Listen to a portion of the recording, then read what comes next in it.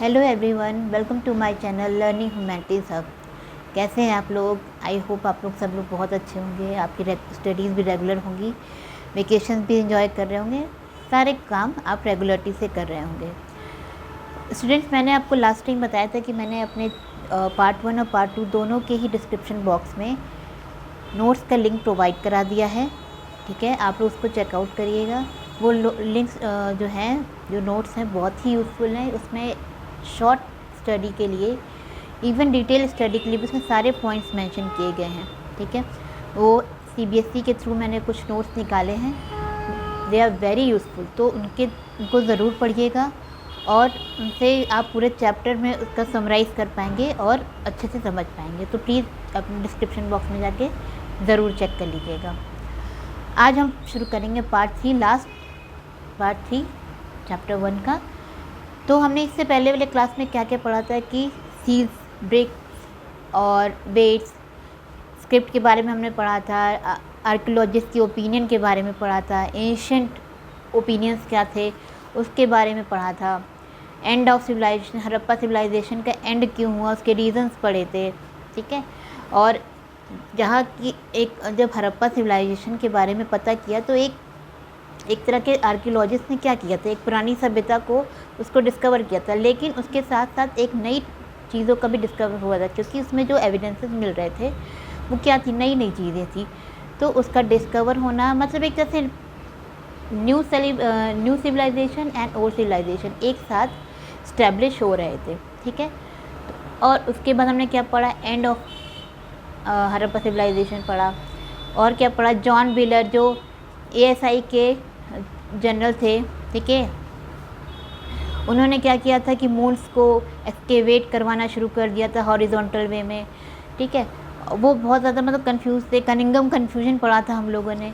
लेकिन जो John Marshall थे, एएसआई के डायरेक्टर और जनरल थे, उनका जो एक्सकेवेशन का तरीका था, वो जो उनके बाद जिन्होंने चार्ज लिया आरईएम व्हीलर ने, उनको वो चीज़ मतलब कुछ सेटिस्फाइंग नहीं लगी, क्योंकि इस तरह से कंटिन्यूसली हॉरिजॉन्टल वे में मून को एक्सकेवेट कराना ये ज़्यादा ठीक नहीं था। तो उन्होंने उस चीज़ को रिफॉर्म करवाया। ठीक है, ये सब चीज़ें हमने लास्ट क्लास में पढ़ी थी, एक बार मैंने उसका रिकैप आपको दे दिया। अब हमें क्या पढ़ना है, problems of piecing together the past. ठीक है, हड़प्पा सिविलाइजेशन में जो हमें एविडेंस जितने सारे मिले थे उनको एक साथ इकट्ठा करना, कलेक्ट करना, इन सब चीज़ों में बहुत प्रॉब्लम आ रही थी। तो देखिए क्या क्या प्रॉब्लम उन्होंने मतलब उस समय के आर्कियोलॉजिस्ट ने प्रॉब्लम फेस की। क्लासीफाइंग फाइंड, ठीक है, जो चीज़ें मिली थी उनको क्लासीफाई करना।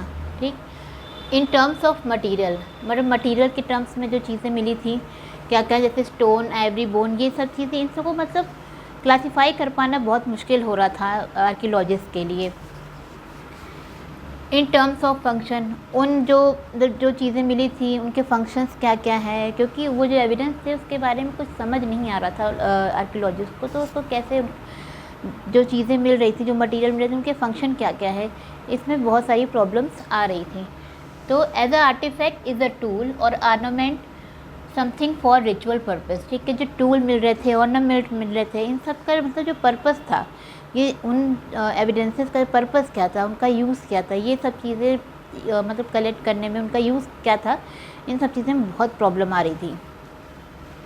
अब प्रॉब्लम ऑफ इंटरप्रिटेशन, जो हड़प्पन सिविलाइजेशन था उसको एक्सप्लेन करने में, डिस्क्राइब करने में भी बहुत ज़्यादा प्रॉब्लम क्रिएट हो रही थी। ठीक, first, early archaeologists thought that certain objects which seemed unusual or unfamiliar may have had a religious significance। ठीक है, उस समय आर्कियोलॉजिस्ट को कुछ चीज़ें ऐसी मिली जिसकी मतलब उनको, जिससे वो अनफेमिलियर थे, जिनका उनको यूज़ पता नहीं था। तो उन्होंने क्या सोचा कि ये जो चीज़ें हैं जिससे वो अनफेमिलियर थे, ठीक है, ऐसे एविडेंसेस जिससे वो अनफेमिलियर थे आर्कियोलॉजिस्ट, उन्होंने सोचा ये किससे रिलेटेड होंगे, वो रिलीजियस सिग्निफिकेंस, मतलब रिलीजियस चीज़ों से वो रिलेट कर रहे थे उन सब चीज़ों को जिससे वो फैमिलियर नहीं थे। Second point, this included terracotta figures of women heavily jewelled, head dressed, they were regarded as mother goddess. ठीक है, उसमें जो जिससे वो अनफेमिलियर थे उनको सबसे पहली चीज़ क्या मिली थी, उन सब में जो टेराकोटा बनी हुई एक फिगर मिली थी, मतलब एक मूर्ति मिली थी जो जिसने काफ़ी मतलब मूर्ति में क्या उसमें क्या शो किया गया था कि उसने काफ़ी हैवी ज्वेलरी पहन रखी है। देखिए क्या लिखा है, टेराकोटा से बनी हुई वो मूर्ति थी। फिगर ऑफ वुमेन, एक वुमेन की थी, वो जो मूर्ति थी वो एक वुमेन की थी। हेविली ज्वेल्ड एंड ड्रेस्ड, और उसने बहुत ज़्यादा ज्वेलरी पहन रखी थी और बहुत अच्छे से ड्रेस पहन रखी थी। दे were regarded as mother goddess, तो आर्कियोलॉजिस्ट ने क्या उसको एज्यूम किया कि वो क्या है, उस समय की मदर गॉडेस है। ये देखिए, ये आपकी बुक में जो ये इमेज दी हुई है, ये क्या है, एक वुमेन की इमेज है, ठीक। उसमें उसने क्या कर रखी है, वो अच्छे ड्रेस पहन रखी है और काफ़ी हैवी ज्वेलरी पहन रखी है, ठीक है। ये एविडेंस उनको, और ये किस मटेरियल से बनी थी, टेराकोटा से बनी हुई थी। तो उन्होंने क्या जूम किया, आर्कियोलॉजिस्ट ने क्या जूम किया कि ये जो है तब के टाइम पे मदर गॉडेस होंगी, जैसे हम लोग अपने लोग के कहते हैं देवी माँ। तो उस समय उन्होंने ये अजूम किया कि ये उस समय इन लोग की जो है कोई माँ होती होंगी, देवी माँ होती होंगी, जिनकी वो पूजा करते थे। अब नेक्स्ट पॉइंट क्या है जिससे वो अनफेमिलियर थे। देखिए, rare stone of statuary of man in an almost standardise posture seated with one hand on the knee such as priest king was also classified, ठीक है। उन्हें एक ऐसी मूर्ति मिली इस पोस्टर में बैठे हुए, किस पोस्टर में बैठे हुए, देखिए क्या लिखा है कि उन्हें एक मैन की भी वो मिली, क्या बोलते हैं कि इमेज मिली, मूर्ति मिली। तो वो जो मूर्ति थी मैन की, ठीक है, वो बहुत ही मतलब अच्छे तरीके से, बहुत ही मतलब सुंदर तरीके से बनाई गई थी। और वो कौन से स्टोन, जो रेयर स्टोन्स होते हैं, जो बहुत कम मिलते हैं, उस स्टोन से वो मूर्ति बनी हुई थी, ठीक। तो वो जो जिस पर्सन की वो थी, वो क्या कैसे बैठा था, वो एक हाथ पर बैठा हुआ था। क्या लिखा है, A rare stone of statuary of man in an almost standardized posture, एक स्टैंडर्डाइज पोस्चर था उसका जिसमें वो बैठा था, एक हाथ पर बैठा हुआ था। Seated with one hand on the knee, कितने घुटनों पर बैठा हुआ था, एक हाथ पर। Such as priest king was also classified, उनको क्या बोला गया था, priest king, मतलब जैसे हम लोग में मेल जो डाइटीज़ होते हैं उनको उस तरह से बोला गया था कि वो क्या है, प्रीस्ट किंग है, ठीक। जैसे हम लोग में ब्राह्मण्स होते हैं, पंडित होते हैं, तो उनको क्या अज्यूम किया गया कि he is a priest king.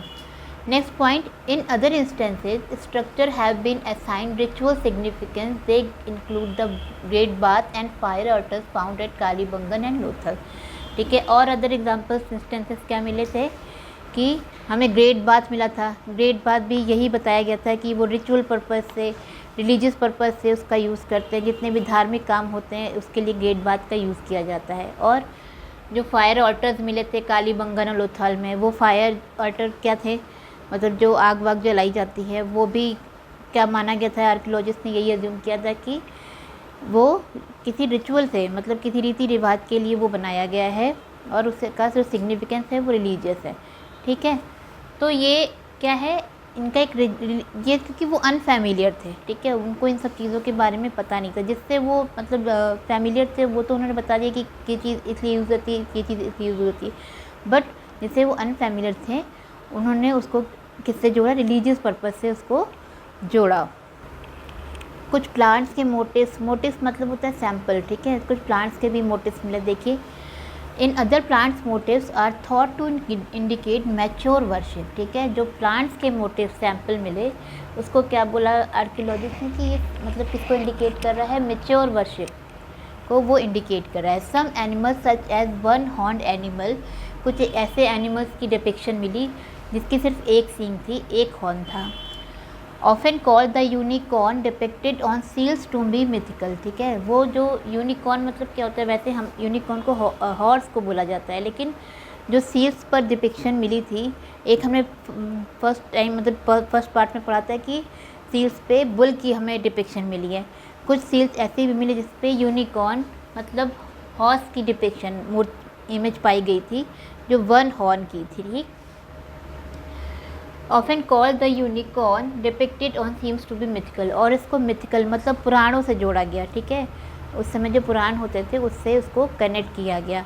देखिए आप लोग की बुक में यूनिकॉर्न का फोटो दिया हुआ है, लेट मी चेक। आपकी बुक में उसका मेंशन नहीं है, लेकिन यूनिकॉर्न मतलब यही होता है कि हम हॉर्स को यूनिकॉर्न का एक तरह से सिनोनिम है, यूनिकॉर्न जो है हॉर्स का सिनोनिम है, ठीक है। वो जो मिला था सेल पर उसको मिथिकल मतलब पुराणों से जोड़कर देखा गया था। नेक्स्ट पॉइंट क्या है, in some seals a figure shown seated cross legged in a yogic posture sometimes surrounded by animals has been regarded as a depiction of proto Shiva, ठीक है।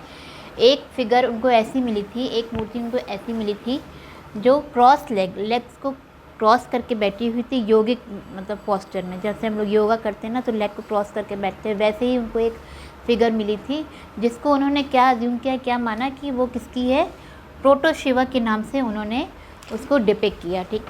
बताया कि वो क्या है, उनको मतलब रिलीजियस वे में उन्होंने उसको डिफ़ाइन किया कि वो किसकी मूर्ति है, प्रोटो शिवा की मूर्ति है। देखिए ये आपकी बुक में दिया हुआ है, ये ठीक, देखिए ये मूर्ति है ऐसे योगिक उसमें बैठी हुई है और क्रॉस लेग करके, इसीलिए उन्होंने उसको क्या नाम दिया, शिवा कह के उसको मतलब डिपिक्ट किया। और मतलब ये बताया कि जो फिगर है वो लॉर्ड शिवा की है, क्यों, क्योंकि वो एक योगिक पोस्चर में बैठी है लेग्स को क्रॉस करके। तो कि ये सब जो है किससे कनेक्ट कर रहा था, सब रिलीजियस मतलब बिलीफ पे सब इंडिकेट कर रहे थे वो लोग कि जैसे जिन एविडेंसेस से वो अनफैमिलियर थे वो उनको किससे कनेक्ट कर रहे थे, रिलीजियस फेस से कनेक्ट कर रहे थे। आगे नेक्स्ट पॉइंट देखिए क्या है, besides conical stone objects have been classified as a linga, ठीक है। उनको कुछ ऐसे यूँ कोनिकल शेप में भी कुछ मूर्तियाँ मतलब स्टोन्स के बने हुई चीज़ें मिली थी, तो उन्होंने इसको क्या बोला गया, जैसे हम लोग शिवलिंग बोलते हैं ना, तो इन्होंने उसको क्या बोला, क्लासिफाई किया, उनको एज अ लिंग क्लासिफाई किया। देखिए आपकी बुक में ये दिया हुआ है, कोनिकल शेप में जो मूर्तियाँ मिली थी वो क्या है, उनको उन्होंने आर्कियोलॉजिस्ट ने उनको लिंग के उसमें डिफ़ाइन किया, ठीक।